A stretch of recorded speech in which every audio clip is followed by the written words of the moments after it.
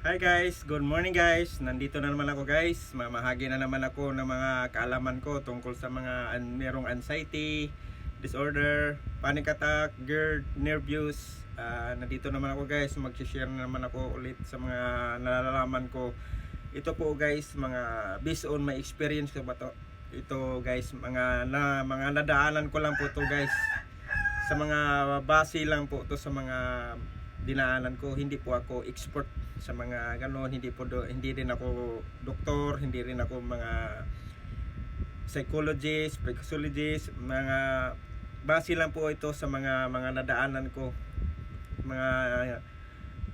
mga dinaanan ko dati sa mga sobra pa ng mga kasagsagan ko po. Ito lang po yung mga i-share ko sa inyo para makakuha din kayo ng idea o bago paano kayo maka-recover, ma-handle nyo. Ito guys, i-share ko po to sa inyo sa mga merong GERD. Ito guys, ito po yung mga ginagawa ko. I-share ko po yung iniinom ko na ano ko, yung acid reflux ko, yung GERD. Ang iniinom ko lang po is apple cider vinegar tsaka honey. Tuwing morning po ako, sabihin ko na po to guys, para kasi marami ding nagtatanong kung paano talaga iinumin. Siguro baka natabunan po to guys.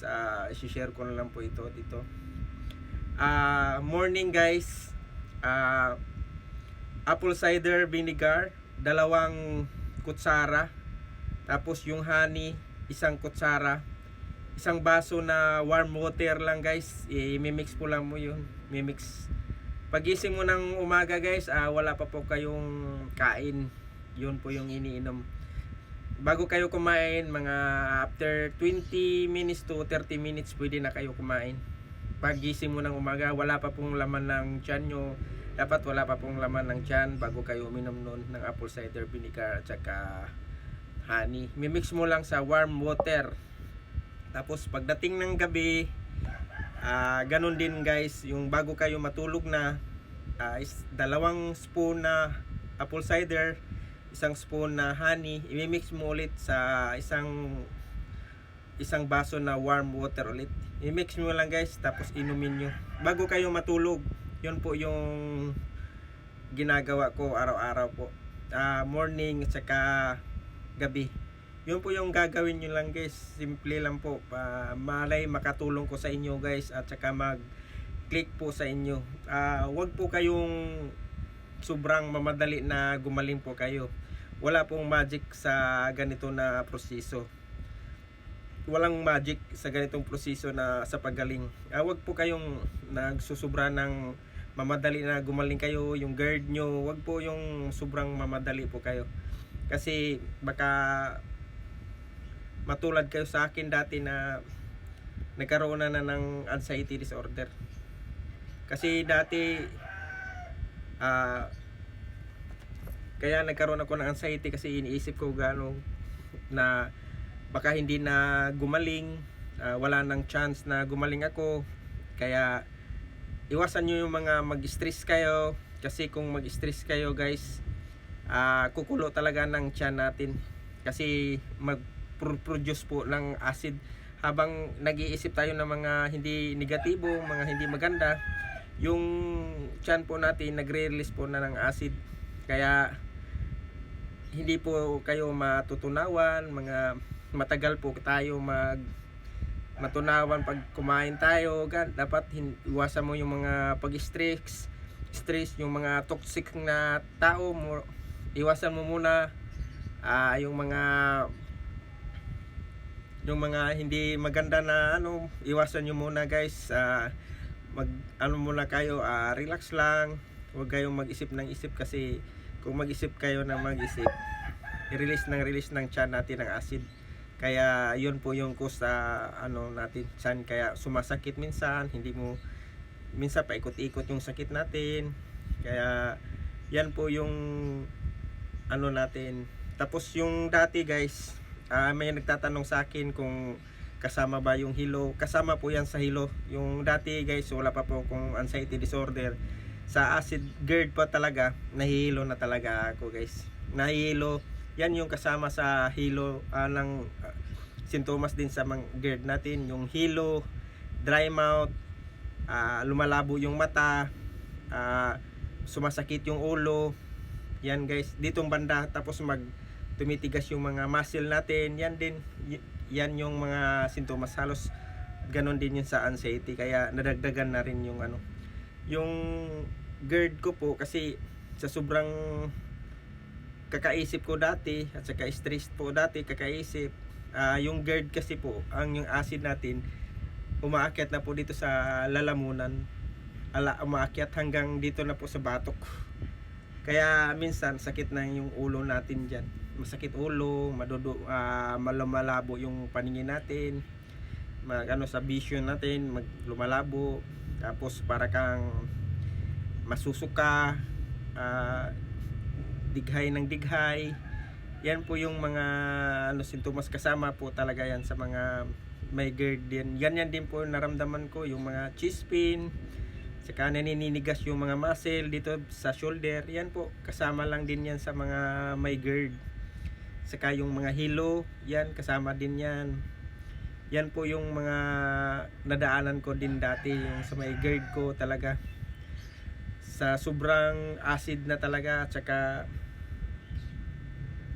hindi ko na makontrol yung isip ko rin dati. Kaya nag-iisip na rin ako dati, kung sinasabi ko sarili ko, mga sobrang hindi na yata ako gagaling, kasi lahat ng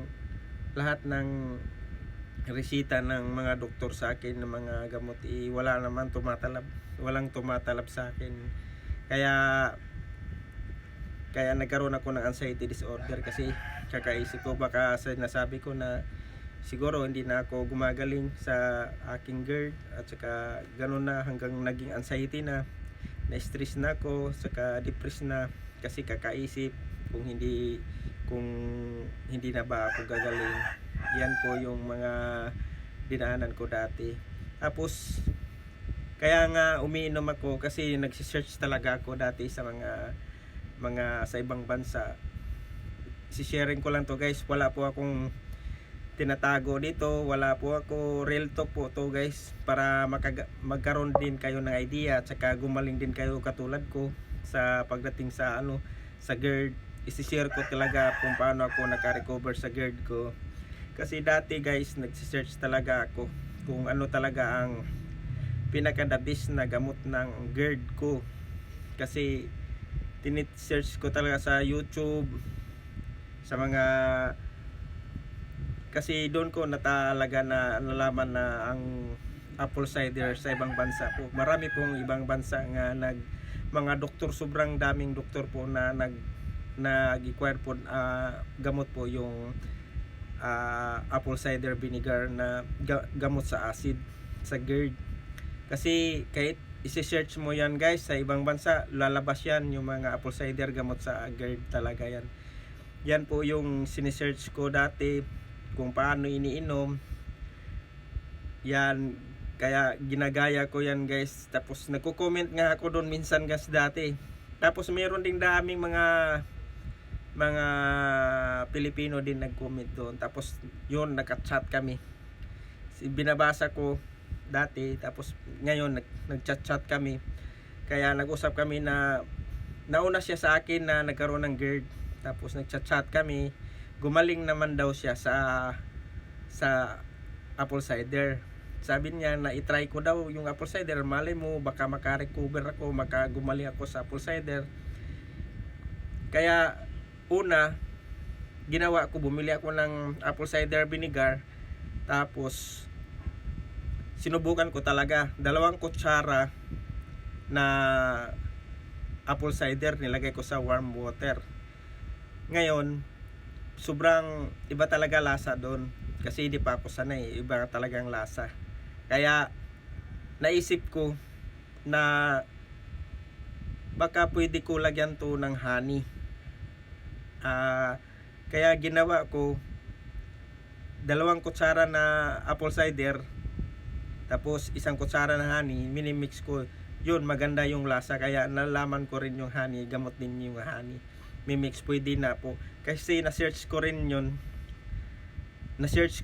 na pwede pala pagsamahin, at saka yun daw ang the best din na gamot sa acid reflux, yung apple cider at saka honey. Pwede i-mix po yun, pwede i-mix po, kasi sobrang tapang kasi dati yung ano lang, yung apple cider lang, tapos sinamahan ko na ng ng honey. Kaya yan po yung una kong ano na ginagawa.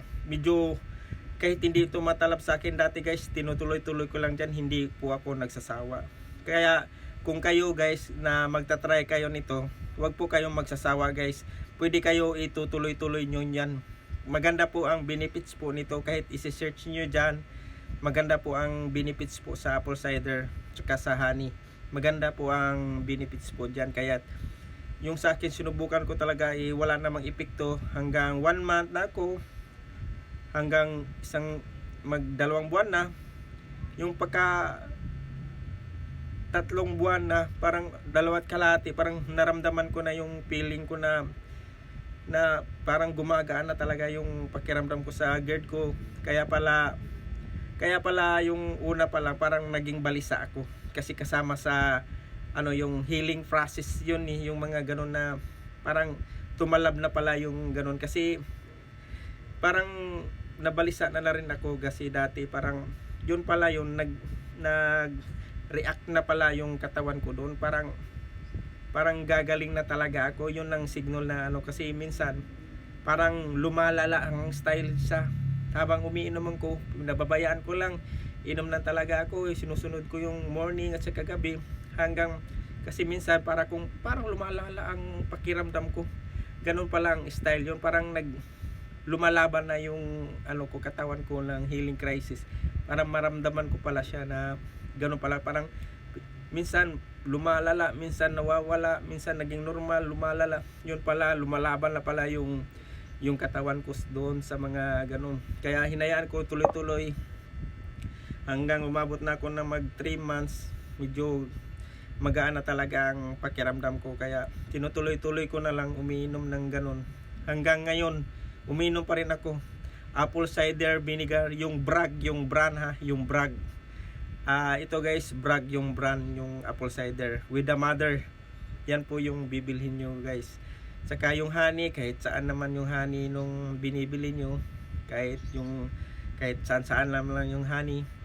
Yung vitamins ko, depende po sa inyo kung anong gusto nyong vitamins. Kahit ano naman, sa akin naman yung vitamins ko is BWC. Tuwing morning lang po ininom ko pagkatapos ko kumain.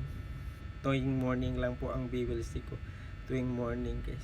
Kaya nga guys, yung nagtataka ko, ito sinishare ko talaga guys, balay mo gagaling kayo dito, gagaling kayo sa akin dito. Kaya kung umiinuman kayo ng ganito, kahit wag po kayong ihinto, kasi yung iba kasi guys, umiinom 2 araw lang, 3 umihinto, kasi nag-iiba daw yung ano niya, yung pakiramdam niya. Meron talagang ganyan, kasi mas maganda ngayon kasi umiipik yung katawan mo doon Kaya hayaan mo lang yung ganun guys, wag ituloy-tuloy niyo guys. Sa akin nga, tinutuloy ko hanggang ngayon umiinom pa rin ako. Tinutuloy-tuloy ko, magandang pakiramdam at saka maraming benefits po yung apple cider vinegar. Kaya guys, i-share ko lang din ito sa sa inyo para malaman nyo bakit sa ibang bansa ni-recommend sa mga doktor doon ang apple cider, dito hindi ni-recommend sa mga doktor na igagamot dito. Marami akong doktor na nakita dito guys, marami akong napansin ng mga doktor, pati sa doktor ko rin, na hindi daw gamot yung apple cider sa acid. Hindi ko alam kung bakit hindi po nila inaalaw po dito yung gamot ng acid, yung apple cider dito. Hindi ko alam kung bakit hindi nila allow sa mga doktor dito na hindi gamot yung, marami akong doktor na nakikita, or yung doktor ko dati hindi nila ni-recommend yung apple cider na gamot na sa GERD. Bakit sa ibang bansa guys Kahit isi-search mo pa yan, kahit i-ano mo pa yan, yung lahat na doktor ng ibang doktor doon, i-recommend po nila yung apple cider doon po guys na gamot sa GERD nila. Iwan ko bakit dito hindi nila ni-recommend na apple cider ang ginagamot lang sa acid reflux. Yan po ang pero sa akin pinaka-the-best talaga ang gamot yung apple cider sa akin, vinegar sa akin. Kasi sobrang daming antacid na dumaan sa aking katawan. Halos lahat ng gamot natikman ko na, lahat ng lasa na yan. Ilang months, ilang year ako nakatikim yan ng mga ganyang gamot, antacid. Hindi po tumalab sa akin yung kasagsagan ng GERD ko. Wala po yun, hindi po ako na ano yan. Kaya yung apple cider guys, subukan lo lang. Tsaka hindi ko naman in-endorse yung apple cider guys, hindi po na sponsor ko. Nagsisharing lang talaga ako. Ito po yung base lang po sa kaalaman ko na paano ako gumaling. Yun po yung galing ko. Tapos pag inom nyo guys, mag-exercise po kayo. Morning, mag-walking or jogging din kayo guys. Tapos diet. Tapos yung diet kayo, pwede kayo kumakain kayo ng mga oatmeal, saging, mga tinulang manok, rice, red rice. Yan. Simulan nyo pag malakas pa yung mga GERD nyo, simulan nyo sa mga ganon. Kasi yung dati malakas pa yung GERD ko, sinimulan ko muna sa mga ganon style na pagkain. Nagja-jogging ako morning, walking ako minsan. Basta street yun, every morning ako nagwo-walking at jogging. Tapos diet, kinakain ko lang itlog, boiled egg, oatmeal, gulay, Energen or Milo. Yan po kinakain ko, gulay, more gulay, tinulang manok, rice, red rice. Yan yan po yung mga magaling. Yogurt, Yakult, Delight, kahit ano guys, kainin nyo yung mga makabababa lang sa muna sa uric bago kung meron kayong sobrang lakas pa ng acid. Kasi yan po yung ginagawa ko dati. Tapos saging, na kahit anong saging, kahit mag-snack pa kayo ng saba, yung sinasaing na saging, yan. Kahit anong saging pwede kayo. Kahit pwede mga papaya, apple. Yan guys, yan po yung kinakain yun. Pwede yan mga kainin yun. Melon, yan. Mga maganda po muna yung mga kainin nyo bago kayo, baka mayroon pa kayong mga malakas na acid reflux guys. Yan po muna ang ano po, para hindi kayo magkaroon ng masyadong acid, tsaka magkaroon ng bloated. Taka wag kayong mag-isip ng masama, good vibes lang tayo lagi para hindi nagre-release ng tiyan natin ng acid. Kasi kung mag-isip kayo ma-stress, release ng acid tayo guys. Kaya i-plain lang yung pag-iisip natin, normal lang ang pag-iisip natin. Dapat happy hormones lang tayo lagi. Walain mo na yung mga kung may toxic man sa inyo, i-out mo muna yan. I-out mo muna. Kung may toxic kayo sa mga FB friend nyo, alisin mo muna yan guys. Alisin mo muna. Ganun ako dati. Nagbabawas ako ng mga friends dati. Sobrang. Kasi yung friends ko dati sa FB ko is 5,000 plus. Kasi may mga may nakapalo pa. Nagbibenta ko dati, yan po kausapin ko mga 5,000 plus. Tapos mga friends ko yan, tapos may mga nakapalo pa. Kaya yung mga iba dyan, tinanggal ko yung mga toxic, yung mga tinanggal ko. Kaya ganun lang guys, kasimple, para hindi tayo ma-stress masyado. Yun guys, medyo mahaba tuloy guys. Salamat guys, see you next ulit vlog guys. Bye bye.